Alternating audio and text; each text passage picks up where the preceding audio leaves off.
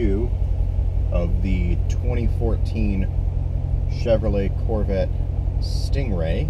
Removable hardtop, premium package. Let's start with the basics. We have a 6.2 liter V8 stuck in a parking lot. Alright, so we've got a 6.2 liter V8. This is pushing out 460 horsepower and 460 torque. Also depends on what driving mode you are in. Right now I am on some back streets in the greater Boston area, so I can't really let it rip as much as I'd like to. But even on back streets, it's a lot of fun to drive. And I'm not gonna lie, I was expecting a much harsher ride. But if you're looking for a much harsher ride, you should be looking at the Z51 package, which is stiffening up the suspension, giving you bigger rear wheels, which I found out recently are almost like $800 a pop just for the rubber. So something to consider if you're going to be smoking your wheels a lot. But for this, we are looking at a pretty comfortable ride. You can firm up the suspension depending on what driving mode you're in. Right now I'm in sport mode, and even in sport mode on these back roads, which, welcome to Boston, it's not that bad. So the rear end is very happy. It likes to kick out a lot.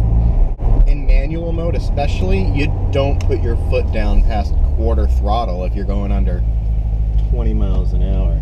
That's just asking for disaster if you're trying to drive in a straight line. But right now I'm in manual mode, in second gear. Yesterday I was in the highway. Yesterday I was on a road in Mexico, and when I was in second gear, it got all the way up to, I want to say 80 something. Please don't quote me on this, but I'm pretty sure I was in the 80s, still in second gear when I was accelerating quite heavily, which, that's a long gear. This is the 6-speed automated manual transmission. This is not the newer, I believe they have a newer version with 8 speeds, but this transmission's actually still pretty good. Fifth gear is very tall, so if you end up doing a top speed run, I actually did not, but if you end up doing a top speed run, you're gonna find out that you're cresting right around the end of fourth gear, fifth gear. There's a big drop. And if you're not going downhill, it's gonna take you a long time to get to the top of fifth gear. But the one thing I will say, I have never driven a car with as fun an exhaust note as this. Just listen to this.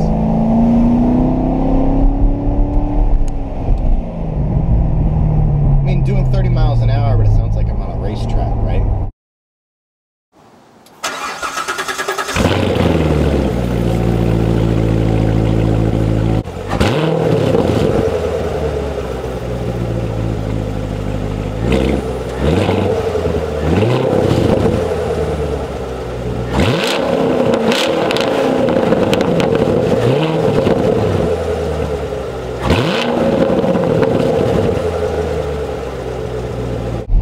My daily driver is a Ford Focus ST 2013. This is the 2014 Corvette Stingray. I am not noticing any massive difference in ride quality. Yes, the Corvette's stiffer. Yes, you're going to feel more bumps. But how it translates into your seat is actually not that bad. Coming from someone that's never driven a car that is this fast, I have experience with semi-fast vehicles. I don't have much experience with 200-mile-an-hour vehicles. On the highway, you'll go from 30 to 90 faster than you realize. You put your foot down, and the acceleration is just bap, bap. Like your transmission shift is so fast. And the turning radius, hello.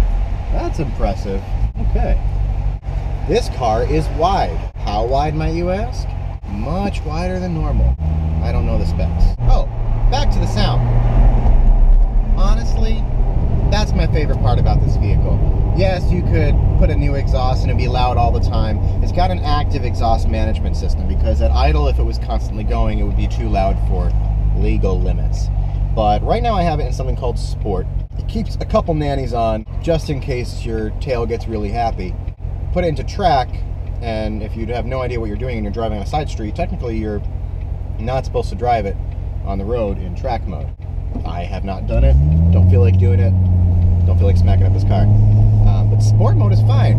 And sport mode, it tightens up the suspension, it tightens up the steering, and it also opens up the baffles in the exhaust. So instead of having to deal with a quiet, idle and a quiet acceleration, sport mode is gonna open it up so that once you're heading up into higher RPMs, it's gonna let the baffles open up. It's gonna give you more free-flowing exhaust, so you're gonna get a little bit more horsepower. Also, if you daily drive a Camry, for instance, and you sit in a Corvette for the first time and you've never driven a Corvette, you could drive it, and yes, it's going to feel different, but you will be acclimated right away. It is extremely easy to drive. There are different settings, so yes, you can set it into tour mode, which is going to soften up your steering a bit. You can set it into sport mode, track mode, there's like an eco mode, a weather mode. I like to keep it in sport. Steering's pretty tight. Exhaust is louder, just more fun. But if you went into tour mode, the steering softens up quite a bit. And honestly, if it weren't for the noise behind you, you'd have, not a big idea that you're driving something that gives a 911 a run for its money, or an Audi R8 a run for its money, any muscle car that you can imagine a run for its money. And this thing is really good in the corners. Oh my goodness. My only complaint is that, yes, at lower RPMs, it's muffled, it's quiet. Supposedly there's a fuse you can pull, helps liven it up a little bit, open it up, make it loud, but no. But this is a review from a everyday driving standard, right? So I'm not going to the track with this right now, I'm driving this around town. But right now I am keeping it in manual. Around town, the paddle shifters are a bit slow. They are not poof, poof, poof extremely fast. But accelerate hard, higher RPMs, it'll slam into that next gear instantaneously. Now let's get some aesthetic things here. I'm looking into the front of this vehicle. Big hump in the middle, two huge V patterns going into the center of this vehicle. So I have a pretty good idea of where the edge of the vehicle is, even though I can't see over that hump. I know that that's the edge of the vehicle. Blind spots. Terrible. Everything here is just forward, left, right, and I can see in the middle of my rear view a cop right now.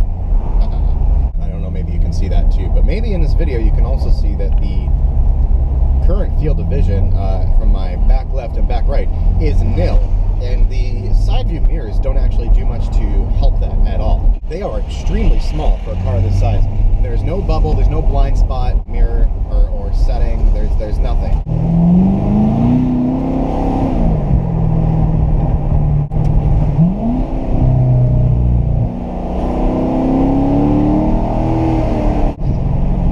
Yeah, inside the car it's loud, but it's not that loud. If I put the windows up,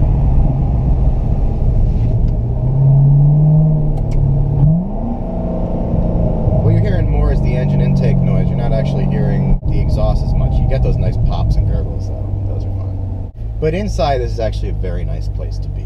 The seats are relatively comfy. They hug you. They're actually pretty soft. I don't have any hot pressure points on my back or anything like that. The cabin is actually a really nice place to be.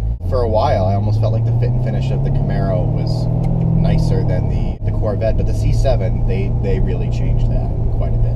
Let's make this thing sing a little bit. Come on, give me some noise. Give me some noise. Is that a police officer?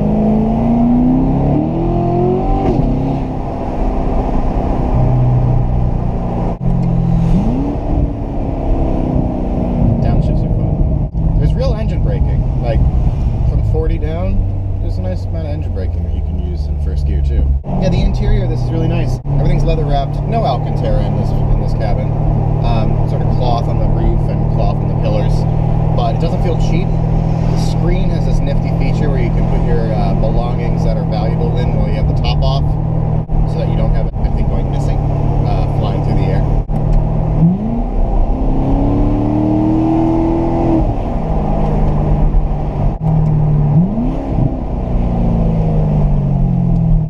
If you around town and you leave the exhaust open, it's not that loud. It's going to shift faster into a higher gear. Unfortunately, you're going to be stuck with this sort of muted. Fastest vehicle I've ever driven before this was a 2017 Camaro SS. And I thought that was fast. And it's fast, don't get me wrong. It's a different class of fast. That's more muscle car. This is something else entirely. Obviously, this is a true, pure sports car. And I'll tell you, I've never had something throw me in the back of my seat with that kind of noise and that kind of pop on acceleration. Other than this Corvette. It was something special.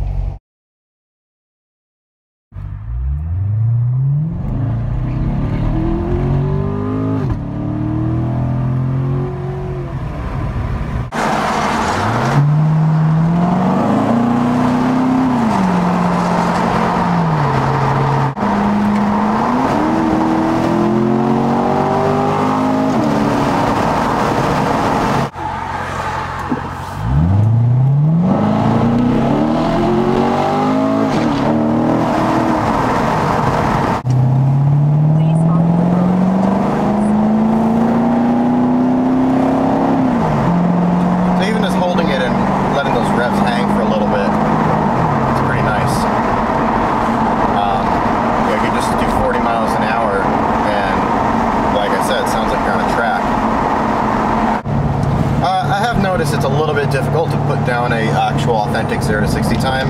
For some reason, the 0 to 60 counter, even when you come to a stop, doesn't start as soon as you start accelerating. And then randomly I was at a stop sign and I was only going to 30 miles an hour, but it's like, you're going to 60. So it started taking its I have no idea why. But anyways, the front fascia of this, whenever you see it in the rear view of a car in front of you, for instance, is aggressive. It's got these LED lights that just sort of, I don't want to offend Dodge fans, it's almost Viper-esque, and actually Dodge should take it as a compliment, even if Chevy is being a little bit unoriginal with it. Everybody's all upset about the taillights. I love them. I think it gives it a new sense of character, a refresh, something that the C7 needed. The roof, that's an interesting thing.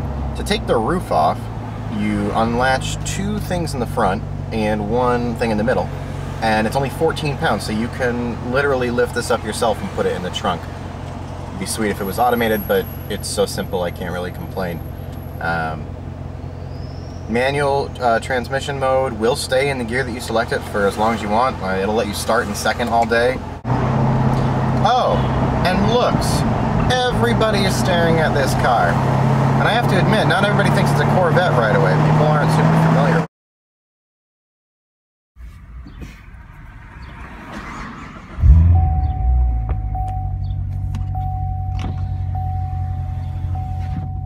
Alright, so some real quick features inside here, right? So it's really nicely appointed. It's got some great leather, plastic bits are really nicely appointed. The gauge up here is pretty nifty, so if you're sitting here and looking at the instrument gauge, you have a few options for what you can do here. You've got your paddle shifters also, don't want to forget showing you those. But you can do a few things. So right now I've got the digital display up, right? But for navigation, but you can do things for info, your miles per hour, all that great stuff. Your actual, that's interesting, you have your tire gauges there. Then we move on to performance. Now this is where it gets fun, right? You've got your battery, blah, blah, blah, trans fluid, warm tires, and then it goes and it creates the rev counter to be the entire thing. That's pretty nifty. You have your G-forces here in whatever direction you think. Forward, backward, left, right. You have 0 to 60 performance timer, which you reset by holding down the select button. Previous 0 to 60s, your oil temperature, all that sort of stuff. You can do audio, phone, navigation, like I showed you already, in settings. If you want to go into settings, you can look at a few different things. US units, the display theme, you can change it. to track if you want. Track will end up looking like this, the old school Corvette, right? Go back, you can change it back to touring, it will look like this, which is pretty okay, but I think I like leaving it in sport for the most part. Keeps that sort of magnified right there in the middle. Come over here, we've got something interesting. We've got our screen, you know, you got your full nav, your home button. It's similar to the GM, Cadillac Q, that whole system. Same thing if you've seen a GM vehicle before, this is the same thing. But the nifty trick here is if you've got the top off, you want to put something and you don't want to lose it, you just push the screen button. Then you just take your wallet, put it in there, push the screen button, and ta-da, it's hidden. But I'm gonna need my wallet back, so I'm gonna take that back out. Other than that, you've got your similar, your OnStar stuff, anything that's familiar to you in a GM vehicle before, and a surprising amount of space in the trunk. All right, look at that. If you like this video, please be sure to give it a like and subscribe to my channel. I have a few car reviews up there now with more to come, in addition to music videos that I create. Leave your feedback in the comments below, and I'll see you next time.